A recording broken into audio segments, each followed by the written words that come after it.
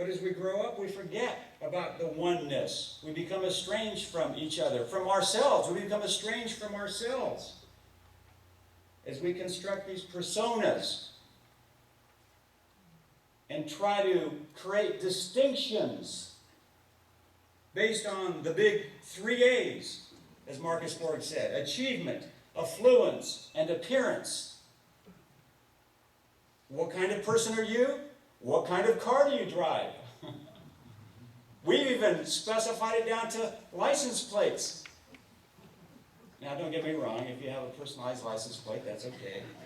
I have one that's kind of personalized, but if your car defines you, if what you achieve or possess or create defines you, then you've got a problem. And this is where we develop the anxiety, the joylessness, this is where we lose the mystery and the magic of life that we had when we were children, when we were 3 or 10. Well, maybe not 10. By the time you're 10, it might be too late. In fact, let me read a little poem by Billy Collins called Turning 10. The whole idea of it makes me feel like I'm coming down with something worse than any stomach ache or the headaches I get from reading in bad light. A kind of measles of the spirit, a mumps of the psyche, a disfiguring chicken pox of the soul.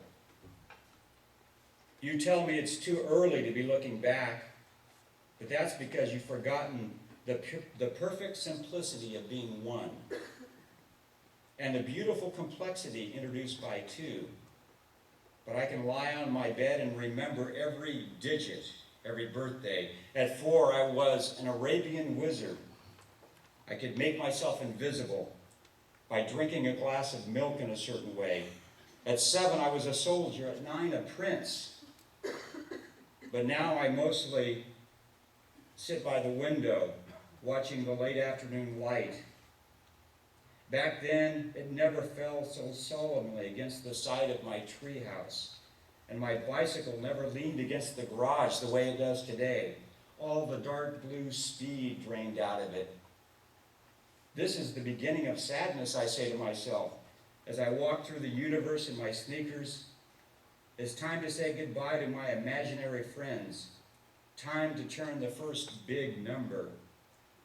It seems only yesterday I used to believe there was nothing under my skin but light. If you cut me, I would shine. But now when I fall upon the sidewalks of life, I skin my knees and I bleed. We forget, we develop this spiritual amnesia. We forget that there's nothing under our skin but light.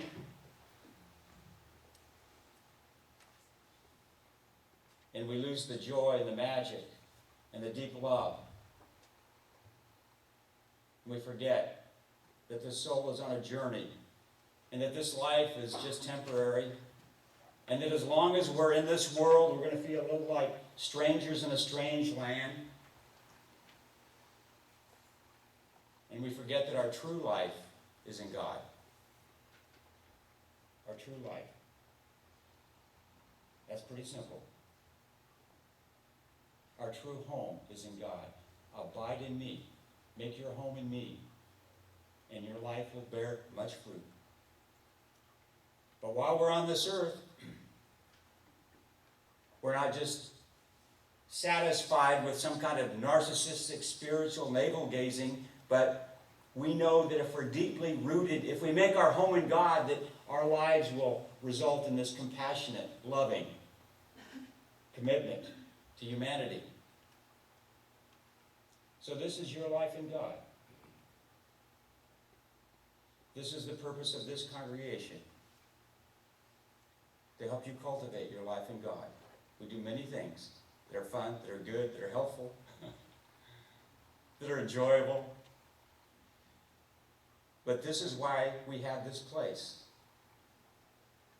And you need to know that wherever you're at in your life with God, you are accepted here. There's no template, there's no timetable for cultivating your life in God. But wherever you're at, you are accepted in this church.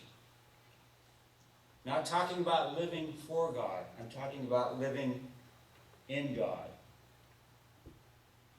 Because that's what Jesus talked about. He talked more about a relationship with God than a religion. The way of the heart. And quite often I'm afraid that religion actually exasperates the problem.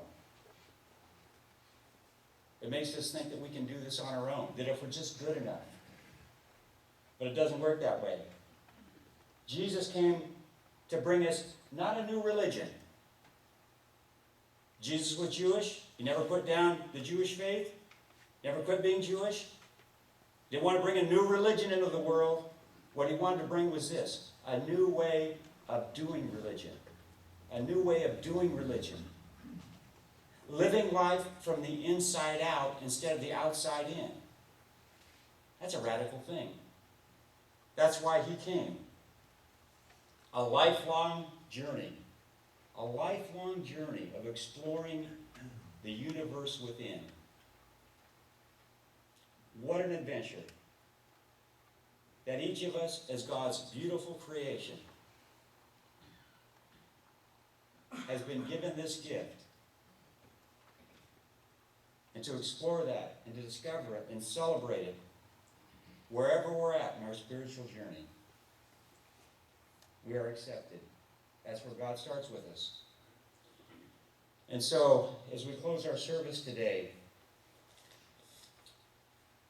maybe the table, the Lord's Supper, is a good reminder of that acceptance. Maybe it could be encapsulated in one little phrase. You are accepted. That's what the table means. You are accepted. It's God's beautiful, perfect creation, full of love and full of light. Body of Christ, blood of Christ, light of Christ, love of Christ. It's there for us.